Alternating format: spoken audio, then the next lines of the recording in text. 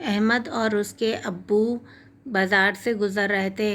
अचानक अहमद की नज़र खिलौना गाड़ी पर पड़ी। खिलौना गाड़ी के पर नज़र पड़ते ही उसने अपने अब्बू से कहा, अब्बू अब्बू मुझे ये गाड़ी दिला दें, अब्बू प्लीज़ मुझे ये गाड़ी दिला दें। जिस पर अब्बू ने सख्ती से कहा, नहीं अहमद, ये गाड़ी नहीं दिला सकता, बाद में किसी वक्त देखेंगे। जिद मत किया करो, चलो मेरे साथ चलो। लेकिन फिर भी अहमद ज़िद करता रहा, अब्बू प्लीज़ रिमोट कंट्रोल गाड़ी मेरे पास नहीं है, आप मुझे दिला दें।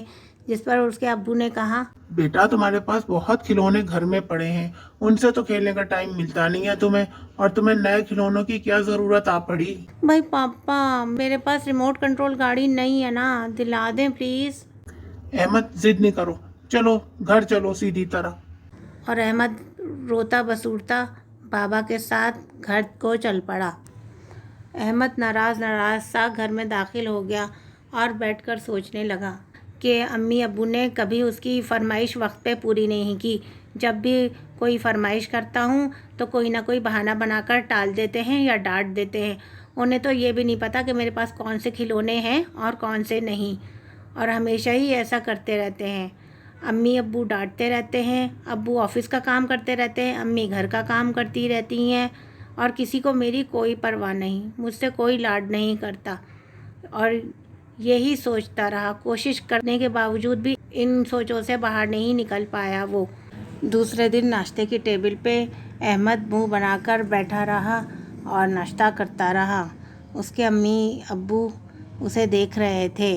अम्मी ने अहमद से कहा, बेटा अहमद, तुमने अपना लंच बॉक्स रख लिया बैग में? जिसका जवाब उसने ना दिया। और फिर बाबा ने पूछा, बेटा तबीयत ठीक है तुम्हारी? लेकिन इसका जवाब भी अहमद ने कुछ ना दिया और वो मुंह बनाकर स्कूल चला गया। रात में अहमद सोचते सोचते जल्द ही सो गया। अभी वो सो ही रहा था कि अचानक उसकी आँख खुली और उसे बहुत प्यास लग रही थी।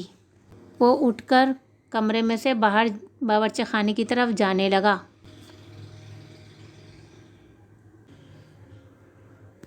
अभी अहमद कमरे से बाहर निकल ही रहा था कि उसे आवाज़ें आने लगीं अम्मी अब्बू की। वो आवाज़ें सुनकर रुक गया।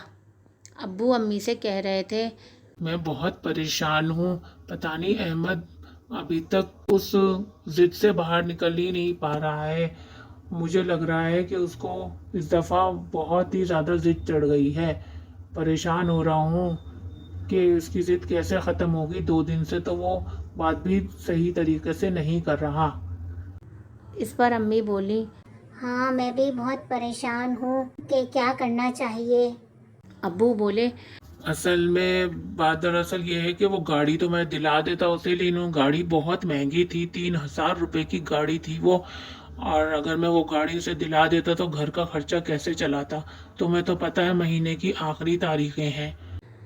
अम्मी ने भी सर हिला दिया और अम्मी ने कहा कि हाँ, ये बात तो है, लेकिन अब हम उसे समझाएंगे। आप फिक्र नहीं करें, मैं उसे समझाऊंगी और वो इंशाल्लाह समझ जाएगा, समझदार बच्चा है।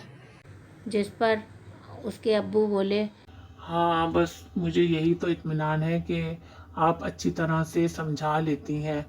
आप प्लीज़ उसे अच्छी तरह समझा लें। ये तमाम बातें अहमद ने सुन ली और वो दोबारा अपने कमरे में जाकर सोने लेट गया।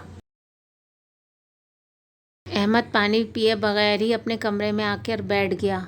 अब उसे अफसोस हो रहा था कि उसने अपने वालिदैन से इतनी ज़िद क्यों करी। इतनी ज़िद ना करता तो उसके वालिदैन इतने परेशान ना होते। खैर, अब तो जो होना था हो गया था। उसने इसका हल भी सोच लिया था और अब वो सोने लेट गया।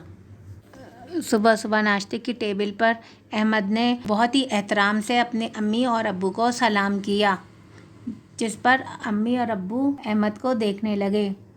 और अहमद ने अपने अब्बू से कहा, अब्बू मुझे गाड़ी नहीं चाहिए, वैसे भी मेरे पास इतने सारे खिलौने हैं और ट्यूशन भी जाता हूँ, टाइम ही कहाँ मिलता है मुझे खेलने का, इसलिए आप परेशान मत होइएगा। जिस पर उसके अब्बू मुस्कुराने लगे, कहने लगे, कोई बात नहीं अहमद बेटा, इंशाल्लाह ताला जब भी मौका मिला मैं आपको वो गाड़ी ज़रूर दिलाऊंगा। अहमद ने अपनी अम्मी से भी कहा, नहीं अम्मी, मुझे बिल्कुल गाड़ी नहीं चाहिए, मेरे पास टाइम नहीं होता खेलने का और मैं ट्यूशन भी जाता हूँ। और यह कहकर अहमद स्कूल की तरफ चल दिया।